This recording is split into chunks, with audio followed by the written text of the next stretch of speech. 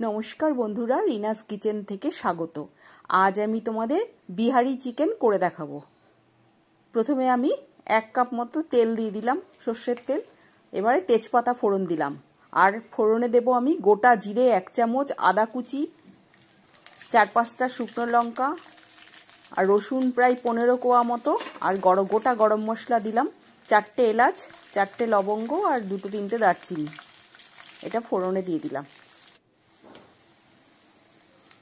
ফোড়নটা একটু ভাজা হয়ে গেলে আমি প্রায় মাঝারি সাইজের 4টে পেঁয়াজ আমি স্লাইস করে কেটে রেখেছিলাম, সেটা দিয়ে দিলাম।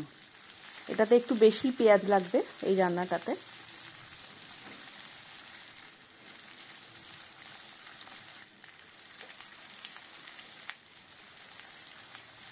আর আমি 700 মাংসই রান্না করছি। একটু নুন দিলাম যাতে পেঁয়াজটা তাড়াতাড়ি নরম হয়ে যায়। এই মাংসটা জলের ব্যবহার হবে না। এবার একটা মশলা করে নিচ্ছি। গোলমরিচ দিলাম 12-13টা, কাঁচা লঙ্কা দিলাম 5-6টা, রসুন আর আদা কুচি দিলাম। আদা দিচ্ছে 1 ইঞ্চি মতো, আর রসুন দিলাম প্রায় 15-20টা মতো, ছোট রসুন। এবার মাংসগুলো আমি ভাজতে দিয়ে দিলাম পেঁয়াজের সাথে। পেঁয়াজের সাথে ঢাকা দিয়ে দিয়ে মাংসটাকে আমি কষাবো, কোনো মশলা ছাড়াই। আগে ভালো করে কষিয়ে নেব। আমি কিন্তু ঢাকা দিয়ে দিয়ে প্রায় 10 মিনিট ঢাকা দিয়ে রেখে দিচ্ছি, যাতে মাংসের জলটা যেটা বেরোবে সেই জলেই মাংসটা সেদ্ধ হয়ে যাবে।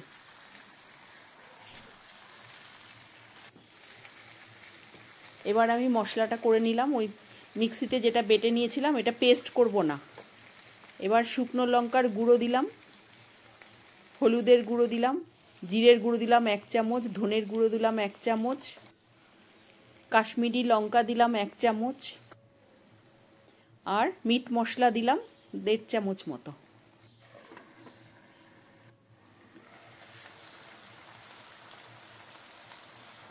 এবার আমি 2টো গোটা রসুন ওর মধ্যে দিয়ে দিলাম।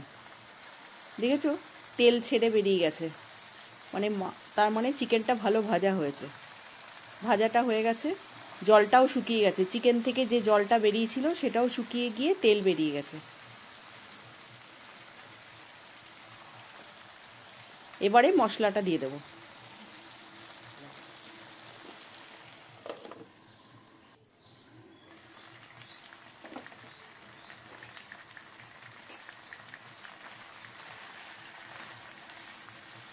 আমি আরেকটু সেদ্ধ করে নিলাম চিকেনটা, কারণ এই মাংসটায় জলের ব্যবহার হবেই না। এই ঢাকা দিয়ে গ্যাস কমিয়ে কমিয়ে চিকেনটাকে সেদ্ধ করতে হবে। এবার মশলাটা দিয়ে দিলাম, ভালো করে মাখিয়ে নিয়ে আবার 10-12 মিনিট ঢেকে দিয়ে রেখে দিতে হবে গ্যাস কমিয়ে। শুধু মিক্সির বাটিটা ধুয়ে জল দেব, ওইটুকু জলেই পুরো রান্নাটা হয়ে যাবে। আর এটাতে টমেটো, দই কোনো কিছুর ব্যবহার নেই। টমেটোও দিইনি, দইও দিইনি, কোনো টক জিনিস এর মধ্যে দেওয়া হয়নি।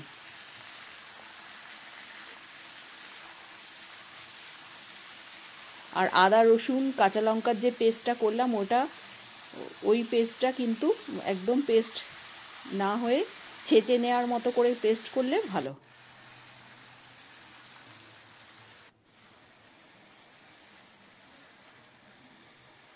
এইটা আমি আবার 10-12 মিনিট ঢাকা দিয়ে রেখে দেবো, পুরো সেদ্ধ হয়ে যাবে।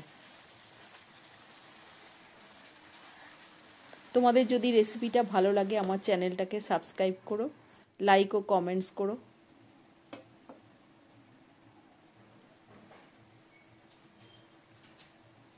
এটাতে আমি আর গরম মশলা টশলা দিইনি, ফোড়নে যা দিয়েছিলাম তাই। এই রান্নাটা করে দেখো, খেতে এত ভালো হবে।